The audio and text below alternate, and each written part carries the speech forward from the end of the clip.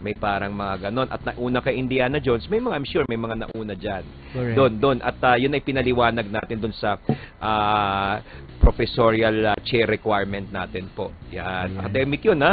Yun, Ngayon, talagang meron tayong academic subject. oo. Pero doon sa tanong mo, Oji, yung kumbaga ay meron bang kumbaga well, of course they can be disappointed, but gusto kong klaruhin na kapag ang isang review committee ng MTRCB ay maglabas ng isang rating, technically hindi ho yun final and executory. Kasi minsan lalabas na agad sa social media. Binigyan ng X. ng Oo, binigyan ng ng ganito ng R13. Although sa aming pagbibilang, halos wala ng X ngayon kasi in fairness sa ating mga sa industry stakeholders, alam na rin nila kung ano yung kumbaga akma doon sa ating kultura. Halimbawa, and you would just create problems for yourself, no? Okay. So, the thing there is that, yung kapag may lumabas na rating, you have 5 days within which to file a motion for reconsideration or reclassification. Until that particular period expires, it's not yet final. So, minsan, nakakagulat lang na expire yung period, tapos walang move na ginawa ang applicant. At lalabas minsan ng ibang mga namumuna na, binigyan na naman ng mataas na rating to, etc. Lalong trailer, halimbawa. That would not be fair po because the applicant is supposed to file within a period kasi quasi-judicial po ang aming proceeding. If you do not file within the required period, legally, that means that you have accepted the correctness of the rating. Wow, ayan na, tama yun. Yun, Marami na pang nagtatanong dito, Chairman. Chairman, sa pagdami doon at pagsikat ng mga indie films, yes. Masasabi mo ba na isa ito sa dahilan ng medyo paghina ng mga commercial films? Anong stand mo dito, Chairman? Well, yung una, kahit anong pag-usbong para sa akin ng tipo ng pelikula ay should benefit everybody.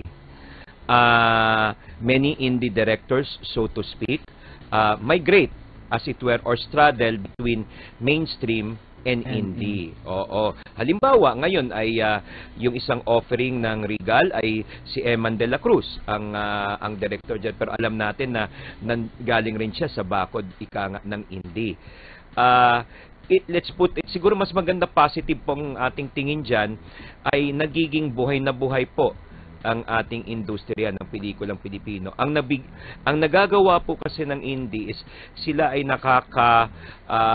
they can deal with subject matters not ordinarily touched upon, no? Mapangahas, kumbaga, ika nga minsan natin, ganyan, no? So it benefits actually everybody. And then there are instances where some indie films, for instance, they get distributed by those distributors which are more connected with or form part of a production outfit na mainstream. Ayan. Kasi meron pa dito tanong na, kasi mas napapansin daw sila sa international festival, di ba, Chairman? Well, because they compete, no? It doesn't necessarily mean that if you are so-called parang commercial that you cannot compete, no? Ganyan. But of course, nandun yung, kasi given yung, yung mga norms, yung qualities, etc. Some pursue that route, sila po ay magko-compete po internationally. At iba rin po yung norms doon. And we hail their success. Nakita po natin ang Marosa, halimbawa, ang The Woman Who Left, no? Yan, no? At kita natin na, we are, before dito, we were talking about sa MTRCB Uncut, isa sa mga pati yung foray ni Brillante Mendoza sa iba pang larangan ng yung public service videos, etc. Short film, ganyan. Si Love Diaz, pag napanood nyo po yung mga likha niya, yung isang frame lang ay kailangan ma-absorb nyo sabi ng iba medyo matagal, ganyan. Pero ganun po, yun yung art form na tinatawag. Yan po rin nabibigay ng indie po sa atin kung namumulat tayo doon sa iba't ibang mga likha na very, very Filipino. At the same time, nando rin po yung influence of the masters, so to speak. Yun. Pero Chairman, sa iba naman po, ang opinion naman po ng iba, baka daw ang indie films ang tuluyang pumapatay sa mainstream. Ganito yon. Doon po, may ano doon, no? Pero ganito yan. Kasi pag sinasabing pumapatay, necessarily po, you would have to talk also of the box office Yes. na ganyan, no? That is why po, meron po tayong yung ad interim. I call it ad interim because until there is a law passed by Congress having, let us say, a film promotion law na alam niyo po, ang dream ng marami sa atin, and I share this, that what if we have a law like in Korea, in Argentina, for example, that a number of days in a year are dedicated only exclusively to Filipino films. Okay? You may start off with 28, 14, let's say, in the what is otherwise occupied by the MMFF, and then another month, iba-iba. Marami pong sumusulong ito na mga ating mga mambabatas ngayon. Ang alam ko, I cannot lang say ngayon kasi yung nasa process po kami ng pag-draft noong nasabing batas, at tayo po nag-a-advise doon. Until that magkakaroon po ng batas. Kasi dito maganda, kapag may film promotion or film quota law, with or without film fest yan. But a film fest can easily piggyback on that. And you won't have to quarrel about, let us say, i-require mo, you have a Cineplex, you have 8 cinemas, the 6 cinemas should be given to a Filipino film or especially indie film, etc. Dito po sa ad interim na Metro Manila Film Fest, MMFF, ay sinusubukan po nating burahin yung distinction between indie and mainstream. Iisa lang po. Dati kasi meron pong parang new wave, tapos yung mainstream, December 25 onwards. Ngayon po, iisang festival na lang.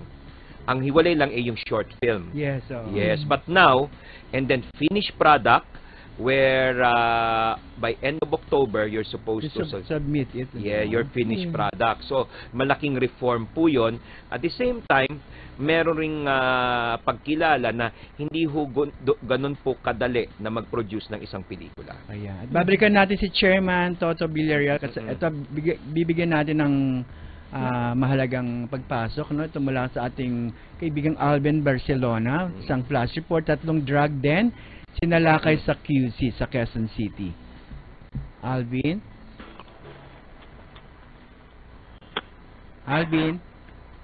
Yes, 3 drug den ang sinalakay nitong pinagsamang puwersa ng Quezon City Police District at ng PDEA NCR sa Barangay Holy Spirit dito sa Santo Domingo Street, Quezon City. Katabi lamang ito, Miss F, ng isang eskwelahan at nandito na itong si QCPD Chief Senior Superintendent Guillermo Elazar at itong PDEA NCR Chief Wilkins pa. Sa basic to Colonel Elazar ay base sa ginawa nilang surveillance itong mga nakaraang araw kasama itong PDEA. Bakit dito sa mga sa mga naaresto mga drug personality ay nakakumpiska rin itong pinagsamang person ng QCPD at PDEA ng hindi pa malamang dami at halaga ng mga sachet ng shabu at mga drug paraphernalia. Alvin Barcelona, para sa Radyo Inquirer 990, bayan nagtatanong, mamaya nag-uusisa. Radyo Inquirer 990, Flash Report. Thank you, Alvin. Yan. Balik tayo sa Wow with Showbiz with Chairman Toto Villarreal. Siyempre marami pangalan ng naging Wow Showbiz with Chairman. Kila Mang F, Miss Mang F tuloy. Miss F. Si Mang F kasi yun yung namin mensahero dun sa dating law office. Wow, si Mang F. Mang F naman. I'm sure. Thank you ha sa lahat ng mga nagbabato ng mga question. Ang dami mga kasamahan natin sa panulat na nagtatanong. Chairman, kasi ang dami pang tanong dito. Ano pa daw yung saklaw ba ng MTRCB, like yung mga privilege speech ng mga ating mga senators, president. Ay, magandang tanong yan. Presidente. Ah. May mga lumalabas na kasi ng mga salitang hindi Yes. dapat Mhm. na lumalabas. Okay. din Ganito po, ito yung dinalahad natin doon sa ating mga matalinong panonood ng mga seminar sa iba't ibang mga lugar. Una po, ang MTRCB General Rule, any and all exhibition po sa pelikula, television ay saklaw po ng MTRCB. Pero po, merong mga exceptions. Una po, statutory exceptions, kumbaga yung nasa batas po. Number 1 ay yung mga any exhibition by the government of the Republic of the Philippines as well as any of its instrumentalities and agencies na kumbaga intergovernmental functions. So halimbawa po, ang Radio TV Malacanang, yan po ay hindi po nasasaklawan, walang prior review or hindi sakop ng jurisdiction ng MTRCB. Ikalawa, yung tinatawag po nating mga straight news. Yes. Or news reels. No, news reels yung panahon ni OG na mga yun, no? Yes. Yun. Kasi doon nag-originate yun, yung may mga sinian, tapos panahon ng gera, ibabalita. Asa na may mga allied forces, yan, news reels yun. So, kapag merong live coverage, halimbawa, hostage taking, may hearing sa Kongreso, okay, yung merong conference ang ikalawang Pangulo o ang Pangulo ng Pilipinas, yan po ay hindi saklaw ng MTRCB. Yan, kahit po pilitin po natin, yan po ay nasa batas, rule of law po. Then, 3, dahil po sa development na ng jurisprudence at dahil po batay rin sa PD 1986, dahil po ang aming jurisdiction ay over programs and publicity materials and movies, hindi po namin saklaw ang personalities per se. Mga host, aktor, actress. Yan po ay binibili natin yan po. Kumbaga, we leave them to the self-regulation on the part of the producers. Of course, if they do something and then it's in the program, then it's the program, it's the network that becomes responsible. But of course, you can, if you like, you can file, let's say, a complaint if the network or or some of the hosts are members of KBP. You can go to the KBP. Yon. Another exception po ay of course yung mga reklamo po tungkol sa mga sanidad. Yung minsan may kami reklamo tungkol sa may sinihan tapos may daga na dumaan sa harap mo, may ipis, ganyan, etc.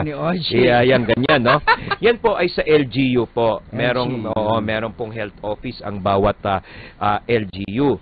At kung naman po ay yung structure, may building official po at may city engineering or municipal engineer's office po ang bawat LGU. Another important po na exception ay ang political advertisements. Dahil nagkaroon ng issue yan, bakit yung si MTRCB hindi kumbaga ay napigilan yung yung Friday before the elections na allegedly children were being used allegedly. So, dito po ang public service announcement po ay ang may jurisdiction ay ang Commission on Elections. Yan po ay halaw at yan base yan sa Fair Elections Act. At sa Fair Elections Act po ay kasunod yan, every election time ay mayroong COMELEC resolution implementing the Fair Elections Act and the Omnibus Election Code. Isang prueba po niyan, kapag meron po kayong reklamo sa isang political advertisement, pag rineklamo nyo pa sa COMELEC, yung COMELEC po ay isa sa unang gagawin pa ay sisiya sa atin kung bibigyan kayo ng right to reply. Same airtime, okay, at no cost to you dapat na kasi kumbaga inatake yung personality ng isang kandidato.